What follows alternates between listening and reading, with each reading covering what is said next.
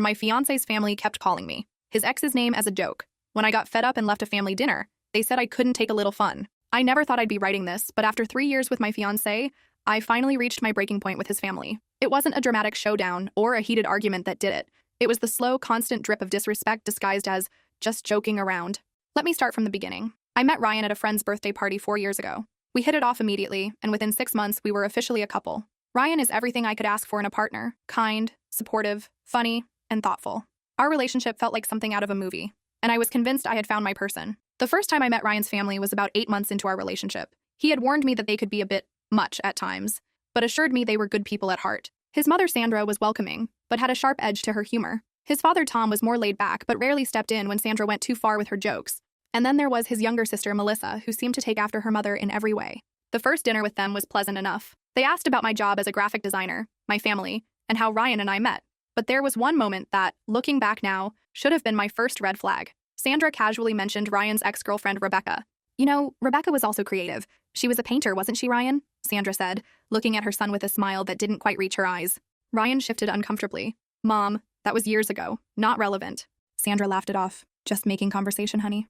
I didn't think much of it at the time. After all, most people have exes, and it wasn't unusual for parents to occasionally mention them. But little did I know this was just the beginning. Over the next few months, Rebecca's name kept coming up in our conversations with his family. At first, it was subtle. Comments about how Rebecca loved the same wine I was drinking, or how Rebecca always helped Sandra with cooking when she visited.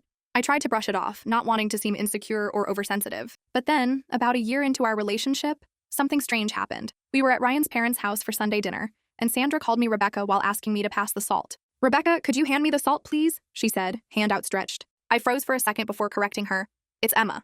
Sandra laughed it off. "Oh, silly me. Of course it is, Emma. Old habits die hard, I guess." Ryan looked mortified and later apologized profusely for his mother's mistake. I assured him it was fine. People make slip-ups all the time, especially when their son had been with someone else for several years before me. But it wasn't just once. The mistake happened again at Christmas, then at Ryan's birthday, then at a random family barbecue. Each time, Sandra would call me Rebecca, then act embarrassed and apologize with a little laugh, as if it was just an innocent mix-up. By this point, I was starting to feel uncomfortable.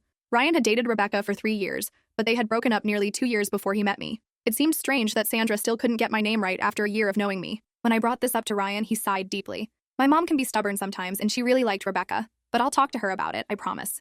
I believed him, and he did talk to her. For a while, things improved. Sandra called me by my correct name, and Rebecca wasn't mentioned at every family gathering. I started to think maybe I had been overthinking things. Then Ryan proposed. It was perfect. A quiet moment on the beach at sunset, just the two of us. I was ecstatic, and for a few blissful days everything felt right in the world. Until we told his family. Sandra's first reaction wasn't congratulations. Instead, she said, "Well, I hope this one sticks. You know, you were engaged to Rebecca too before things fell apart." My heart sank. I didn't even know Ryan had been engaged before. He had told me his relationship with Rebecca was serious, but he never mentioned a proposal or broken engagement. When I looked at Ryan, the guilt on his face told me everything I needed to know. That night, Ryan admitted that yes, he had been engaged to Rebecca. They had broken up because she cheated on him with a coworker, a painful experience that he hadn't wanted to rehash when we first started dating. As our relationship grew more serious, he kept meaning to tell me but could never find the right moment. I was hurt by the omission, but understood his reluctance to discuss such a painful chapter of his life. What I couldn't understand, however, was why his family, especially his mother, seemed determined to keep Rebecca's memory alive at every opportunity. "They'll get over it," Ryan assured me. "They just need time to adjust." But they didn't get over it. In fact, after our engagement, things got worse. The accidental name mix-ups became more frequent. It wasn't just Sandra anymore. Melissa had joined in too, occasionally calling me Rebecca and then covering her mouth in fake embarrassment. "Oops, sorry, you two just seem so similar sometimes," she'd say with a giggle. Ryan's father, Tom, never called me by the wrong name, but he also never stepped in to correct his wife or daughter. He would just sit there, sipping his beer and pretending not to notice the tension in the room. 6 months into our engagement, I was at my wit's end. Every family dinner felt like walking into a minefield. I never knew when Rebecca's name would be thrown at me like a grenade, destroying any sense of belonging I might have started to feel. The breaking point came at our engagement party, which Sandra insisted on hosting at their house. I had wanted something small with just close friends, but Ryan thought it would be a good opportunity for his family to show they were fully supportive of our relationship. I should have trusted my instincts. The party started off well enough. Our friends arrived, bringing gifts and congratulations. Ryan's extended family came too, many of whom I was meeting for the first time. Everyone seemed to be having a good time, and for a moment, I allowed myself to relax. Then came the toasts. Ryan's best friend went first, sharing a sweet story about how Ryan couldn't stop talking about me after our first date. My sister followed, welcoming Ryan to our family with open arms. And then Sandra stood up, champagne glass in hand. "I want to thank everyone for coming to celebrate Ryan and Rebecca's engagement," she said, her voice carrying across the backyard. The crowd went silent. I felt like I had been doused in ice water. Beside me, Ryan stiffened. I mean Emma, Sandra corrected herself, laughing. Goodness, what is wrong with me tonight? Emma, of course. Ryan and Emma's engagement. She continued her toast as if nothing had happened. But the damage was done. I could feel people's curious stares, hear their whispered questions. Who was Rebecca? Why did his mother keep mixing up their names? After the toast, I excused myself to the bathroom, where I splashed cold water on my face and tried to calm down. It wasn't just embarrassment I was feeling, it was humiliation. In front of all our friends and family, Sandra had once again reduced me to a replacement, a stand-in for the woman she really wanted her son to be with. When I returned to the party, I overheard Melissa talking to one of Ryan's cousins. Mom's always doing that, she was saying with a smirk. She can't help it. Rebecca was like a daughter to her. They still have lunch sometimes, you know. Mom says she'll always be family, even if things didn't work out with Ryan. I felt like I'd been punched in the gut. Sandra was still meeting up with Rebecca, behind our backs. It was one thing to occasionally slip up with names, but actively maintaining a relationship with Ryan's ex-fiancé while treating me like an afterthought was something else entirely. That night, after everyone had left, I confronted Ryan about what I'd overheard. He admitted that yes, his mother and Rebecca still kept in touch, but insisted it wasn't as frequent as Melissa made it sound. Maybe once every few months, he said, and it wasn't a big deal. Not a big deal? I echoed, incredulous. Your mother called me by your ex's name in front of everyone we know, and you're telling me it's not a big deal?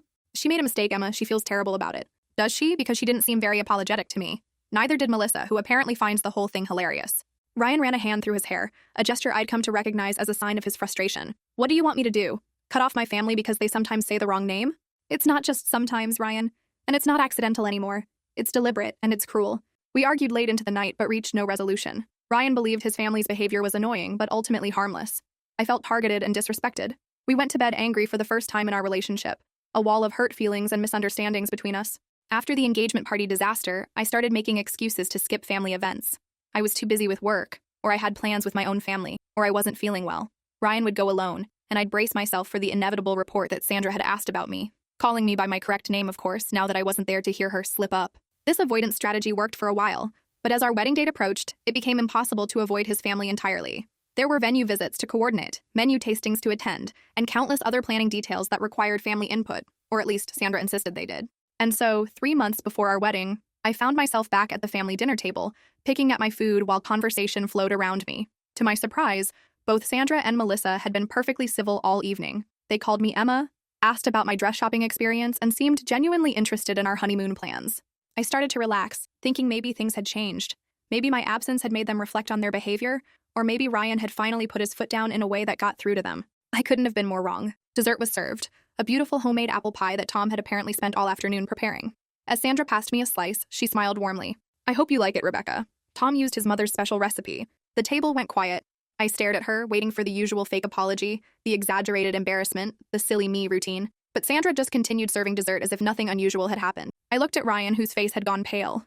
Melissa was biting her lip, clearly trying not to laugh. Tom focused intently on cutting perfectly even slices of pie, refusing to meet anyone's eyes. My name, I said slowly, my voice shaking slightly, is Emma. Sandra looked up, her expression one of mild surprise. That's what I said, dear. No, you called me Rebecca, again. Sandra turned to Ryan. Did I? I didn't mean to. It just slips out sometimes. It's been 3 years, Mom, Ryan said, his voice tight. Her name is Emma. It's not that hard. Sandra sighed dramatically. I know that, honey. It was an honest mistake. Rebecca knows I don't mean anything by it. She had done it again, right after being corrected. I stood up, my chair scraping loudly against the hardwood floor. I'm leaving. Ryan reached for my hand. Emma, wait. No, I'm done. I've put up with this for 3 years and nothing has changed. I can't do it anymore. I grabbed my purse and headed for the door, ignoring Ryan's pleas to stay. As I reached for the doorknob, I heard Melissa's voice behind me. God, she's so sensitive. It's just a joke, Rebecca. Learn to take a little fun. I turned to face them one last time. Ryan looked devastated, caught between his loyalty to me and his unwillingness to truly confront his family. Sandra wore an expression of innocent confusion that I now recognized as completely manufactured. Melissa was smirking openly, enjoying the drama she had helped create. And Tom just looked tired, a man who had long ago decided that peace at any cost was better than standing up for what was right. My name is Emma, I said, my voice steadier now. And I deserve to be with someone who will stand up for me when his family treats me like this. I deserve better than being the punchline to a cruel joke that stopped being funny years ago, if it ever was. With that, I walked out, slamming the door behind me. Ryan caught up with me as I was getting into my car. He was out of breath, his eyes wild with panic. Emma, please don't go. I'm sorry. They're sorry. Please, let's talk about this. Are they sorry? Because not once in there did I hear an actual apology from any of them. And frankly, I'm not sure I'd believe it if I did. They don't mean it, I swear. It's just their weird sense of humor. They test people like this. I laughed bitterly. Test people? For 3 years? That's not a test, Ryan. That's bullying. I'll talk to them. I'll make them understand this has to stop. You've been saying that for years, and nothing has changed. If anything, it's gotten worse. He ran his hands through his hair again, a gesture I once found endearing, but now just found frustrating. What are you saying? That you won't marry me because of this? The question hung between us, heavy with implication. Was I really willing to end our otherwise happy relationship because of his family's behavior? Was I overreacting to what they insisted was just harmless fun? I don't know, I admitted finally. I love you, Ryan, but I don't think I can spend the rest of my life being treated like this by your family, and I don't think I can be with someone who won't stand up for me when it happens. I got into my car and drove away, leaving Ryan standing alone in his parents' driveway, looking lost. For the next week, I didn't hear from Ryan. I assumed he was giving me space to cool off, or maybe he was finally having that long overdue confrontation with his family. Or perhaps he had decided I was too sensitive after all, and our relationship wasn't worth the trouble of standing up to his mother. I busied myself with work, throwing myself into projects to avoid thinking about the uncertain state of my engagement. My sister checked in on me daily, offering a sympathetic ear and assurances that I had done the right thing by standing up for myself. My friends rallied around me too, though some gently suggested that perhaps I was letting something relatively minor threaten my future happiness. It's just a name, one friend pointed out. Is it really worth ending your relationship over? But it wasn't just a name. It was 3 years of deliberate disrespect. It was Ryan's family making it clear that I would never truly be accepted, that I would always be living in Rebecca's shadow. And it was Ryan's unwillingness to put a stop to it, to choose me over his family's toxic behavior. On the 8th day of silence, my doorbell rang. I opened it to find Ryan standing there, looking like he hadn't slept in days. His clothes were wrinkled, his hair unkempt, and there were dark circles under his eyes. Can I come in? He asked, his voice hoarse. I stepped aside to let him enter, my heart pounding. Was this it? Had he come to return my things and officially end our engagement? We sat on opposite ends of the couch, an uncomfortable distance between us. Ryan took a deep breath, then spoke. I've been doing a lot of thinking this past week. About us, about my family, about the kind of person and partner I want to be. I nodded, waiting for him to continue. You were right, he said simply. About all of it. My family's behavior wasn't a joke or a slip of the tongue. It was deliberate and cruel. And I let it happen because it was easier than standing up to them. His admission surprised me. I had expected more excuses, more minimizing, more pleas for understanding. Not this clear-eyed acceptance of responsibility. I went to see my parents the day after you left, he continued. I told them that what they did was wrong and that if they couldn't treat you with respect, they wouldn't be a part of our lives anymore. How did they take that? I asked, already guessing the answer. Ryan laughed humorlessly. About as well as you'd expect. Mom cried and said I was choosing some girl over my own family. Melissa called me whipped. Dad just sat there like always. I'm sorry, I said, and I meant it. Despite everything, I knew how much Ryan loved his family. Don't be. For the first time, I saw them clearly. I saw how they've been manipulating me, using my guilt over Rebecca to keep me under their control. I saw how they've been trying to sabotage my relationship with you because they can't stand the idea of me being happy on my own terms. He moved closer to me on the couch, taking my hands in his. I love you, Emma. And I'm so sorry I didn't stand up for you sooner. I promise. If you'll still have me, things will be different from now on. I wanted to believe him. I really did. But years of watching him make similar promises, only to back down when his family pushed back, made me wary. What exactly does different mean? I asked. Because I can't go back to those dinners, Ryan. I can't pretend everything is fine when they're actively trying to hurt me. I know, he said. That's why I told them they're not invited to the wedding. My jaw dropped. You what?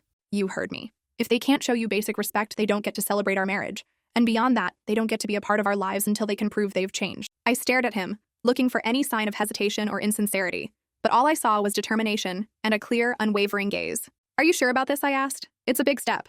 I've never been more sure of anything. I should have done it years ago. He squeezed my hands gently. I know I can't undo the hurt they've caused you, or the pain of watching me fail to protect you from it. All I can do is promise to be better from now on and hope that's enough for you to give me. Give us another chance.